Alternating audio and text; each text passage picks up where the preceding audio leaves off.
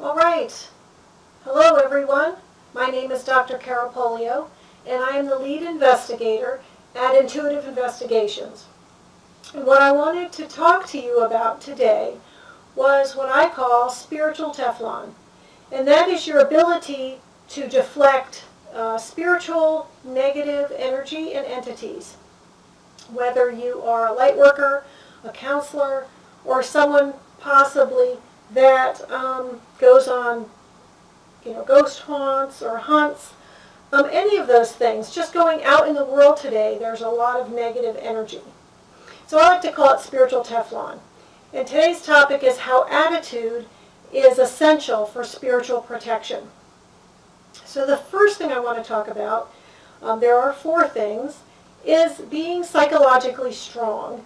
And that means being a confident person, having good self-esteem, really being sure of who you are. And that really helps. Hello everyone, thank you for joining. I really appreciate you being here. Give me some hearts by tapping on your screen, that would be great. So your confidence and self-esteem are a very important part of how you're able to repel negative spiritual energy and negative entities. So that's the first thing you need to be aware of. And why is that important? Well, the second thing is emotional control. And emotional control is about guilt, it's about anger, resentment, jealousy, any of those emotions. When you're feeling those strong emotions, you then open yourself to negative energy and negative entities. So it's not as easy as being happy all the time, but it's important to be aware that when you're experiencing those emotions, it opens you up. You put out negative, it draws in negative. So that's really important for you to think about. If you are doing that kind of work, if you're a counselor, if you do spiritual work, or if you're an investigator, a paranormal investigator, when you have those kinds of emotions running deep in you, that opens you up. So it's something to think about. The third thing that I would like to talk about a little bit is setting boundaries. I will probably go into this more on another video. One very popular way of doing that is to do some visualization, and that involves white light, surrounding yourself with white light. But setting boundaries as far as what you allow to influence you. And again, it all works together. It goes back to your confidence and self-esteem. Another thing is affirmations. For some people, affirmations are very helpful. So you can have an affirmation like, I will not allow negative energy to affect me. Okay, and that's all kinds of energy. Where I work, there's 1 or 2 people, and it only takes 1 or 2 that are very negative, and it's something important to do is set a boundary with those folks, that you'll only spend so much time with them. You'll only deal with them in the best way that you can. And that affirmation, I will not let negative energy affect me, is a very valuable tool. It's something you can even say out loud to yourself before you walk in that door in the morning when you're going to work. Another is, I repel negative energy in all forms.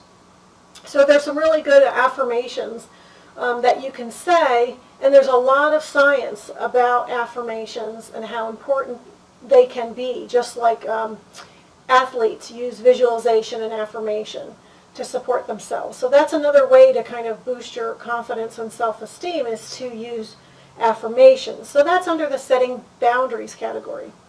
And the last thing I wanted to talk about was vulnerability. If you're going through difficult times, if you are going through a divorce, you just had a big fight with your significant other, you've got financial issues, or some other energy vampires is the term that some people call around you that suck a lot of your energy. This makes you even more vulnerable because, again, I talked a little bit about emotional control, but this is also about you being vulnerable because of other people's influence on you, and just kind of how your spirit is. So when your spirit is weak, as I sort of alluded to earlier, then you pull in this negative energy. And so maybe it's not a great idea to go see someone who's particularly vulnerable or needy when you're feeling that way.